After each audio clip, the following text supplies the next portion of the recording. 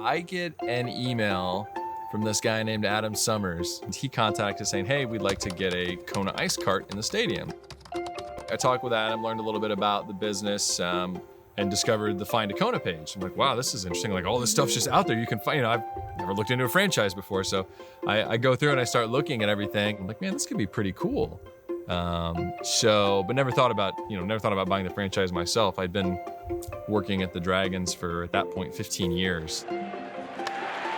My bosses were kind of going through and looking at it out of nowhere, just kind of, he's like, what if you guys bought the franchise, right? And he's like, Molly's staying at home with the girls and she's got this like friendly, bubbly personality. Sounds like it would match perfectly. He's like, there's this business, I've been talking with them, it's really cool, it's called Kona Ice. And he said, what if we do this? And I'm like, really? What if we try and, buy a shaved ice truck?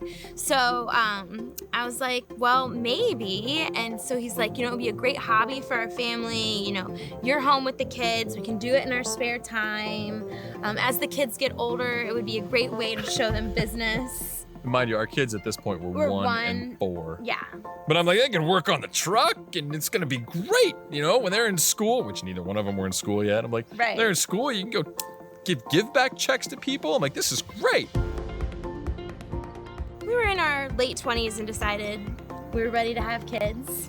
In the end, we found out we couldn't have kids, so we went through the adoption process to bring home both our daughters and build our family that way. Harper we met when she was 3 hours old. She was born in Cleveland. She was a pretty easy baby, so it was just like a very fun time, a very special time in our life. Morgan, I think I was really more excited because I knew what it was like and I knew that I could handle it and I knew what I was doing as a mom. The result is perfect, and I couldn't imagine anything else any other way than with our girls. So the first year of the business was mostly me doing the scheduling, the bookings, and a lot of times I was the one in the truck too. Our girls were really little. Brad was working full time, so I knew he couldn't help me. A lot of nights he was busy with work, so there was a lot of crying, a lot of stress, a lot of, is this the right business for our family? I was trying to do a little bit of Kona without it taking away from, my, corporate day job. There's gonna come a point where you need to buckle down. I remember during the first convention asking him if he would ever consider just working Kona. And it was a quick no. And so I thought, well, I'm never gonna ask that question again because he clearly has his mind made up. Something clicked with us during our third convention. I'll never forget it. Just the look and the feel in that room, it's just ingrained in my memory because I looked at Molly and I was like, what would you think if I left my job and came to work Kona full time? Her eyes lit up and it was like the next 10 minutes, it was just, I saw this weight lift off of her. I was gonna get to spend more time with Molly, spend more time with our girls, and really give that a go, and I'd never even thought of that as an option before. And once we made that decision and we were a team, Kona became fun. That's when it really took off for us.